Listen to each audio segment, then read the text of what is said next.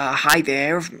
My name is Don Carlos Mandalay, and I'm a distance learning pirate, here to teach you about Chapter 19, Frameworks for Design and Instruction by, oh man, I forgot to put the name on there. Here it is, Curtis Bonk. I promise I didn't make that name up. Curtis Bonk. Okay, here we go, getting right into it. So these are the 5 frameworks presented by Mr. Bonk, and the basic idea is that these are things that you should consider and develop if you're going to create any kind of online learning. So we'll go through each one. First, psychological justification for online learning. Basically, if you're going to make online learning, you need to know why it makes sense to you to do it that way, okay? So you have to justify it, and these are some principles from the APA that are basic principles of helping people learn, and derived from that come these 12. That's a little blurry. I'd better put on some glasses. Okay, that's better. These are 12 guidelines which ought to inform the design of your online environment, okay? They're principles that help facilitate learning based on what we just saw from APA. You can pause and read these if you'd like. Number 2, participant interaction. Basically, from what I understand, you want to think outside the classroom a little bit here, as far as who could participate and how they can participate. For instance, on who, consider this third column over here, practitioners and experts.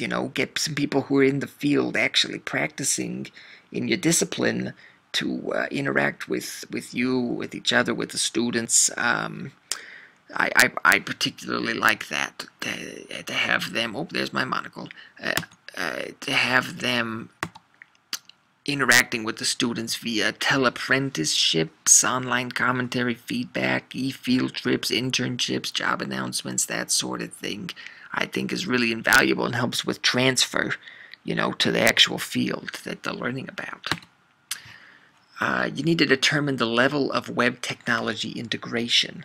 Basically, where do you fall on this continuum here that goes from simply having your syllabus on the web and other resources to holding a whole course on the web, or even not just one course, but a whole university online, or a consortium of universities online, because that's going to influence, what are the resources you can tap into and inform your basic, your design, your context,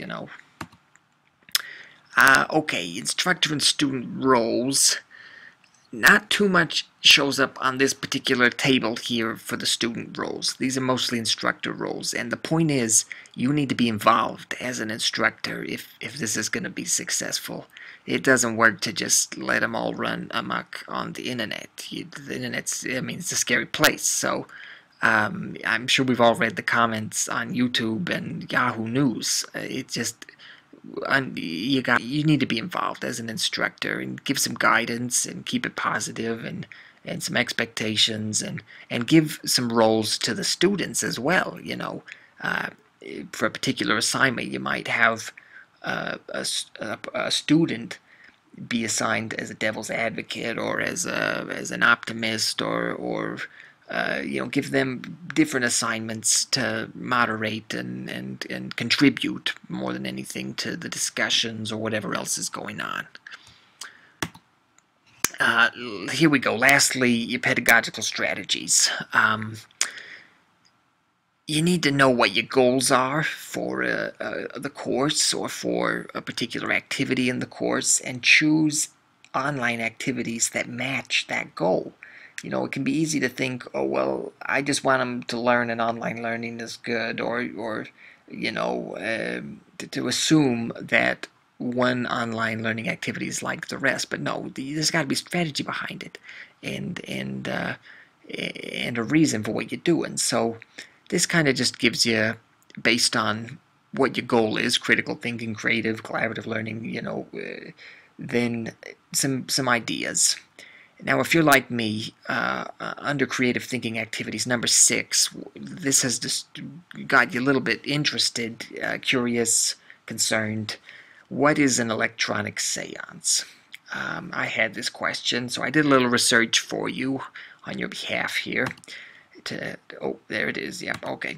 Electronic seance, turns out, is where students read books by famous dead people, meet after dark online, and then in the role of those people try to tackle a present-day problem together, which I think is a great idea. My one concern about this, and word of advice, would be careful about who the dead people are that you choose. We might not want some of them tackling today's problems, if you know what I mean, okay?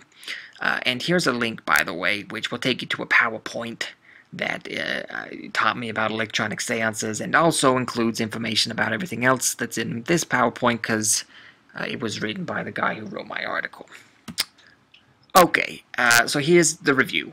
We got the 5 frameworks, and basically these are things you need to remember if you're going to make online learning.